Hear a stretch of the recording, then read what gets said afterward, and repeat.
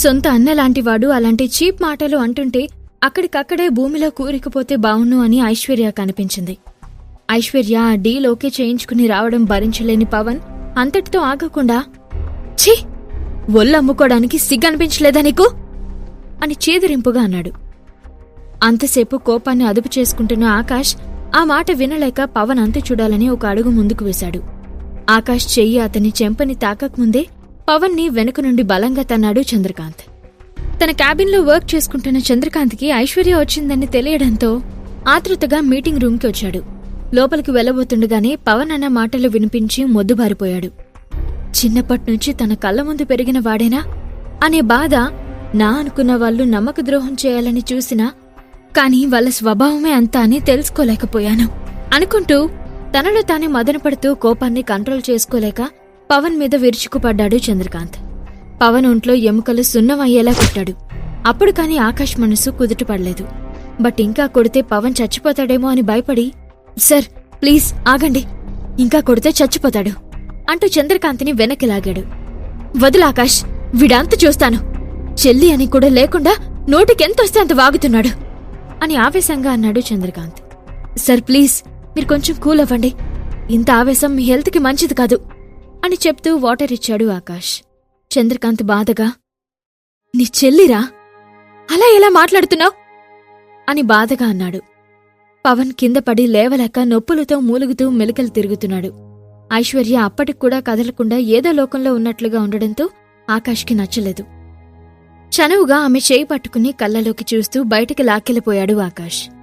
తమ పెళ్లైన 3 yearsలో first time తనతో ఆకాష్ అంత చొరవగా ఉండడంతో రెప్పవేయకుండా ఆకాష్నే చూస్తూ చిన్నపిల్లలా అతని వెంట వెళ్ళింది ఐశ్వర్య. ఐశ్వర్యాన్ని ఫాస్ట్గా లాక్కెళ్లి కార్లో కూర్చోబెట్టి కార్ స్టార్ట్ చేశాడు ఆకాష్. ఐశ్వర్య ఎంతకీ చూపు మరల్చకపోవడంతో, ఏంటలా చూస్తున్నావు అని అడిగాడు. కొత్తగా కనిపిస్తున్నావు అని మైమార్పుగా చెప్పింది ఐశ్వర్య.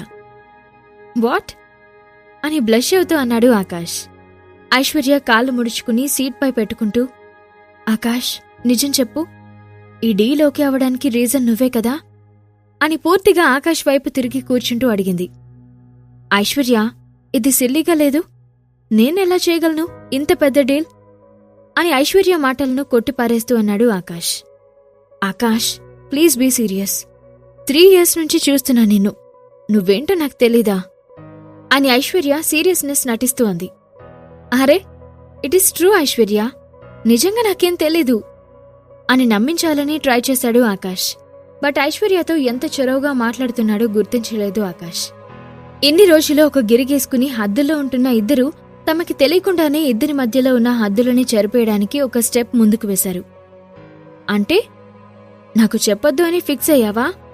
అంతేలే, నేనెవర్ని అని అంటున్న ఐశ్వర్యని చూసి, ఫణీంద్ర కాలేజ్లో నా సీనియర్, ఇద్దరికీ మంచి ఫ్రెండ్షిప్ ఉంది ఆ రోజుల్లో, సో నేను అడగ్గానే హెల్ప్ చేశాడు అని ఈజీగా అబద్ధం చెప్పాడు ఆకాష్.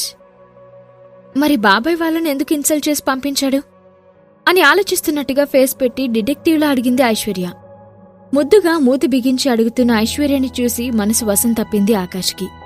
కష్టంగా ఉన్నా చూపును ఐశ్వర్య నుండి తప్పించి డ్రైవింగ్ మీద కాన్సంట్రేట్ చేసి, ఎందుకంటే మీ బాబాయ్ ఆ ప్రాజెక్ట్ని డబ్బుతో కొనాలనుకున్నాడు, బట్ నేను పర్సనల్గా మన కంపెనీ గుడ్విల్ గురించి ఎక్స్ప్లెయిన్ చేయడంతో కన్విన్స్ అయ్యి ప్రాజెక్ట్ మనకు ఓకే చేశాడు అని క్లియర్గా ఎక్స్ప్లెయిన్ చేశాడు ఆకాష్. ఐశ్వర్య నమ్మినట్లుగా తలూపి, నాకు చాలా హ్యాపీగా ఉంది ఆకాష్, కంపెనీ ఎక్కడ మన చేజారిపోతుందో, డాడీ నమ్మకం నిలబెట్టుకోలేకపోతానేమోనని ఎంత బాధపడ్డానో, బట్ ఇప్పుడు కేవలం నీ వల్ల, only because of you, all happiness అని ప్రేమగా చూసింది ఐశ్వర్య. ఐశ్వర్య మాటల్లో ప్రేమను గుర్తించలేక తనకి హెల్ప్ చేసినందుకు అభిమానం చూపిస్తుందని భ్రమపడ్డాడు ఆకాష్. ఏం మాట్లాడలేక చిన్నగా నవ్వి ఊరుకున్నాడు. కాని ఆఫీసులో ఏం జరగనట్లు నార్మల్గా బిహేవ్ చేస్తున్న ఐశ్వర్యాన్ని చూస్తుంటే ఆశ్చర్యంగా అనిపించింది ఆకాష్కి. మరోవైపు ఆవేశంగా వెళ్లి మీటింగ్ రూంలో అలాగే కూర్చుండిపోయాడు చంద్రకాంత్. రేయ్, మిమ్మల్ని ఏ రోజైనా వేరుగా చూశానారా? నా తమ్ముడి పిల్లలైనా నా సొంత పిల్లల్లా చూసుకున్నాను కదరా అని బాధగా అంటూ, మిత్ర గ్రూప్స్ బ్రాంచ్ మేనేజర్ ఫణీంద్ర మన ఆకాష్కి కాలేజ్లో సీనియర్ కాబట్టి నువ్వతన్ని కొట్టింది కూడా మర్చిపోయి ఎంతో రిక్వెస్ట్ చేస్తే ఆ ప్రాజెక్ట్ మన కంపెనీకి ఇవ్వడానికి ఒప్పుకున్నాడు. అంతేకాని నువ్వనుకుంటున్నట్టు నా కూతురేదో చేస్తే కాదు అని చెప్పాడు చంద్రకాంత్. అప్పుడే అక్కడికొచ్చిన మయూకాంత్ పవన్ని చూసి బాధగా, రే పవన్, ఏమైంది అని కంగారుగా తన దగ్గరకొచ్చాడు. మయూ, నీ కొడుక్కి వయసు పెరిగినా బుద్ధి పెరగలేదు. నువ్వే హద్దులో పెడతావో లేక బుద్ధి చెల చేస్తావో నీ ఇష్టం. బట్ ఇదే ఫస్ట్ అండ్ లాస్ట్ టైం.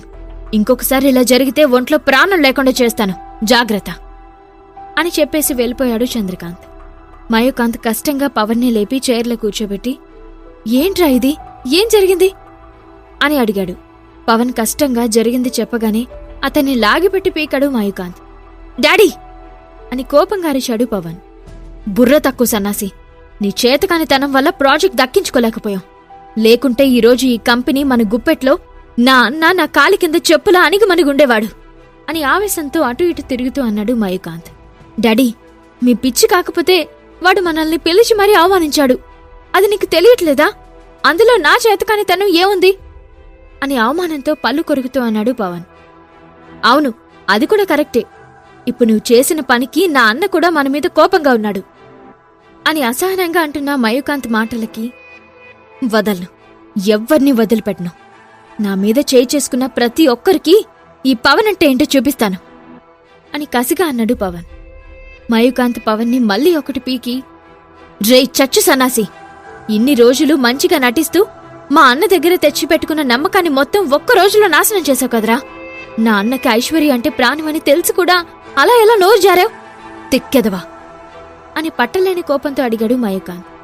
అబ్బా డాడీ, అసలే ఒళ్ళంతా పులిసిపోయింది, నువ్వు మళ్ళీ కొట్టుకు నొప్పి వల్ల బాధగా అంటూనే, నేనేం కావాలని నోరు జారలేదు, కోపంలో అలా అన్నానంతే. అప్పుడు ముసలుడొస్తాడని నేనేమన్నా కలగనానా రోషంగా అన్నాడు పవన్.